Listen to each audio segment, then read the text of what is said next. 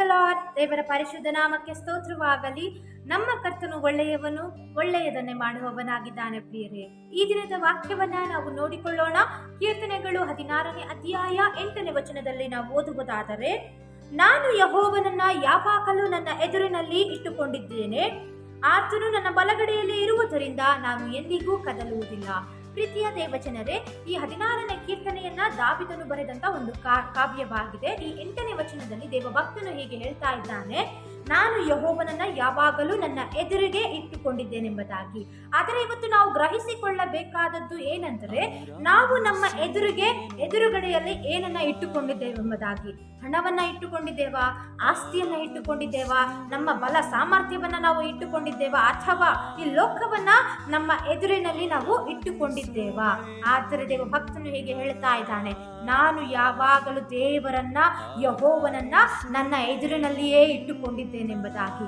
ದೇವರು ನಮ್ಮ ಜೊತೆ ಇರುವಾಗ ಬರುವಂತ ಅನೇಕ ಕಷ್ಟಗಳಿಂದ, ಬರುವಂತ ಅನೇಕ ಶೋಧನೆಗಳಿಂದ, ನಾವು ಸುರಿಸುವಂತ ಪ್ರತಿಯೊಂದು ಕಣ್ಣೀರಿನಿಂದ ಆತನು ನಮ್ಮನ್ನ ಬಿಡಿಸಿ ಕಾಯುವವನಾಗಿದ್ದಾನೆ. ಪ್ರಿಯರೇ, ಇನ್ನು ಮುಂದೆ ನಾವು ನೋಡುವವರಾಗಿದ್ದೇವೆ, ಆತನು ನನ್ನ ಬಲಗಡೆಯಲ್ಲಿ ಇರುವುದರಿಂದ ನಾನು ಎಂದಿಗೂ ಕದಲುವುದಿಲ್ಲ. ಪ್ರೀತಿಯ ದೇವಜನರೇ, ದೇವರು ನಮ್ಮ ಸಂಗಡ ಇರುವಾಗ, ದೇವರು ನಮ್ಮ ಬಲಗಡೆಯಲ್ಲಿ ಇರುವಾಗ ನಾವು ಎಂದಿಗೂ ಕದಲುವುದಿಲ್ಲ.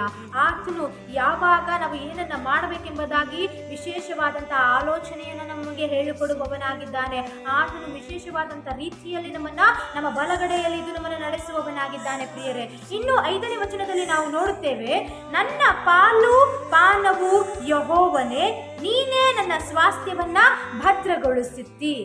ಆದರೆ ನಾವು ಮನುಷ್ಯರ ಬಳಿ ನಮ್ಮ ಪಾಲನ್ನ ಕೇಳ್ತೇವೆ, ಮನುಷ್ಯರ ಬಳಿ ಹೋಗಿ ನಮ್ಮ ಸ್ವಾಸ್ಥ್ಯವನ್ನ ಕೇಳ್ತೇವೆ. ಪ್ರೀತಿಯ ದೇವಜನರೇ, ನಿಮ್ಮ ಪಾಲನ್ನ, ನಿಮಗೆ ಬರುವಂತ ಸ್ವಾಸ್ಥ್ಯವನ್ನ ನೀವು ದೇವರ ಬಳಿ ಮೊರೆ ಇಡಿರಿ.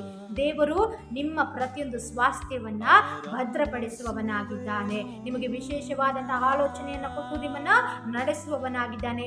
ಯಾವಾಗಲೂ ದೇವರನ್ನ ನಿಮ್ಮ ಎದುರುಗಡೆ ಇಟ್ಟುಕೊಂಡು ನೀವು ಆತನಲ್ಲಿ ಹರ್ಷವುಳ್ಳವರಾಗಿರಿ, ದೇವರಲ್ಲಿ ಯಾವಾಗಲೂ ಸಂತೋಷವುಳ್ಳವರಾಗಿರಿ. ದೇವರು ಈ ವಾಕ್ಯದ ಮೂಲಕವಾಗಿ ನಿಮ್ಮನ್ನು ಆಶೀರ್ವದಿಸಲಿ, ನಿಮ್ಮೊಂದಿಗಿರಲಿ. ಆಮೇನ್.